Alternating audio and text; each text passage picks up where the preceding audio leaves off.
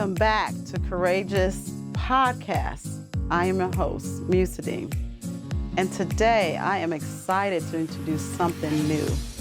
Before we jump into our main topic today, I want to share an announcement. The topic is beginning of a new series, 6-part series called Courageous Decisions. A journey through hard choices that shapes the kind of faith. It requires faith, honesty, and courage. Over the next several weeks, we're going to talk about things like waiting on God, giving yourself permission, setting boundaries, remember who you are, obeying what's hard, and finding clarity in noisy situations. My prayer is that this series meets you in the right where you are and gives you the strength for this season you're walking through. And today, we're starting with a topic that many of us will struggle with. It's called waiting. So again, when God says when we have to wait, it's not a delay in our strength, but it's just a delay in where we need to be. Sometimes God's wait isn't just saying no, it's about saying not yet. And that can be one of the hardest form of courage. Waiting forces us to trust when we want to control, to slow down when everything in us wants to rush, and to believe that God is working even when we can't see it. So today, I want to talk to you about why waiting is so difficult and what it looks like in my life and how God uses waiting to protect and prepare us, and a simple framework to help you be encouraged to wait. So let's get into this. Why is waiting so hard? We rush because we don't want to disappoint people. The fear of missing out, fear of letting others down, some internal pressures to keep up with. So we say, when do we slow down?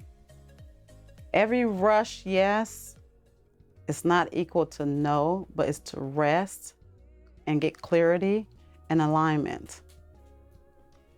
Sometimes the thing that you're chasing isn't delay, it's protected. I'm going to share a story with you. So again, as you know, I've been an entrepreneur for 21 years. In my earlier journey with my first agency, I had a business partner, for the ones that haven't been aware of this. And I wanted to leave the business at that time in 2015. And my heart says, it's time to go. It's time to move on.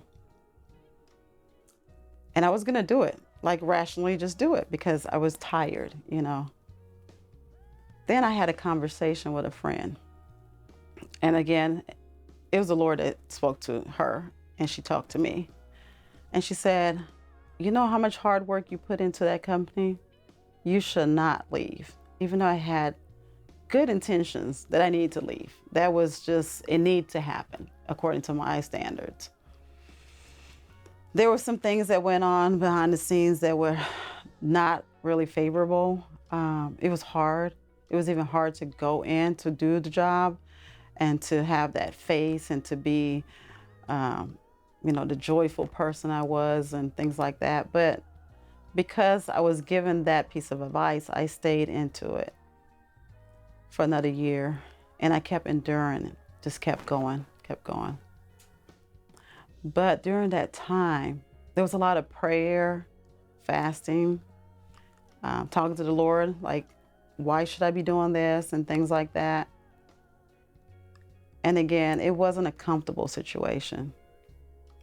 But as I look back on this whole situation, it was for my good. It was for my best. Because my yes would have destroyed everything else that came along after the fact. But because the Lord put a pause in what I was going to do that made my life better, even as of today. So what I would like to say to anybody that feels like they need to hurry up and do something, it could be a family situation. It could be selling a house that you feel like maybe you should stay in. It could be getting a divorce or whatever the situation may be.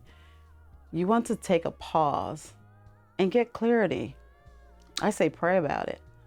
God will send the people in your life at that time to give you wisdom, to stop whatever that motion is, whatever you're trying to do. It's not a hurry, yes. It's a slow down, and God is saying not yet. Because there is a time where it's possible you have to exit. And that did happen. I did end up exiting. It was a year and a half later. But because I stayed diligent, I stayed on the course, I saw blessings after that. It doesn't seem like it's the right thing at that time, but trust me, you will see it was the right decision that you made. So again, for the listeners, waiting is not a no. Sometimes we do feel burnt out. We feel like it's not aligned because of the situation we're in. But just know it's for your protection. It does seem real. And when you have to go through it, it's hard. But it's not just the final end. There's more to come. So your no is not a rejection. It's just a redirection.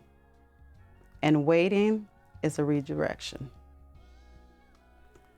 So there's seasons in our lives when we feel like we're waiting, we feel like we're being lazy, or maybe someone else might tell you being lazy because you're not doing anything, because you're just waiting. Or they may say you're weak because you gave into that situation at that time. And sometimes you feel like you're being punished. And I thought the same thing during that time period. But when I stopped to pay attention, the waiting was a protection for me. It was a direction that God was showing me there's bigger things on the other side, and it's not the end. And He was preparing me for the things that were to come. Again, every no from God, it creates a space for a better yes. Waiting, again, is courage. So what you want to do is you want to stop before you react. Don't just react on your emotions, because again, your emotions will lie to you. And clarity is what you get in stillness. So to have clarity, you have to be kind to yourself. And then you have to wait and be a steward of what God has given you. It's not a failure. So give yourself permission to slow down. It's okay. You want to set those boundaries. Stop rushing because others want answers. Tell people you'll get back with them. Also, during that time, protect your mental and emotional space. That's very important. So again, this is just all of the same framework as just learning to say no. For you all listening today, where do you now need to say pause? I challenge you just to stop. Don't rush into things just because someone's waiting on an answer and you're trying to please them just because they want you to answer correctly or right now. Do this. Pause. Pray about it. Ask God for His timeline. Also, you want to practice one intentional just this week. One of those things. Again, courage isn't running ahead. Courage is just staying in a step. So I'm going to say that again. Courage isn't running ahead. Courage is staying in step.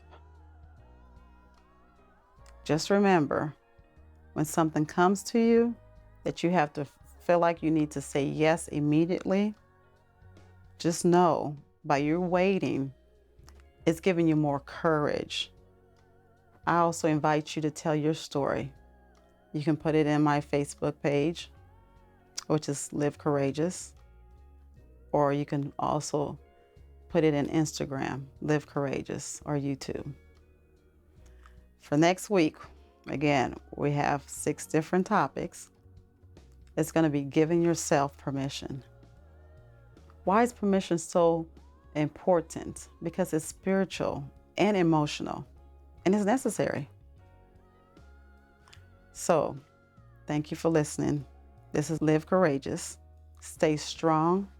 Give yourself permission to stop, rest, and wait well. Thank you.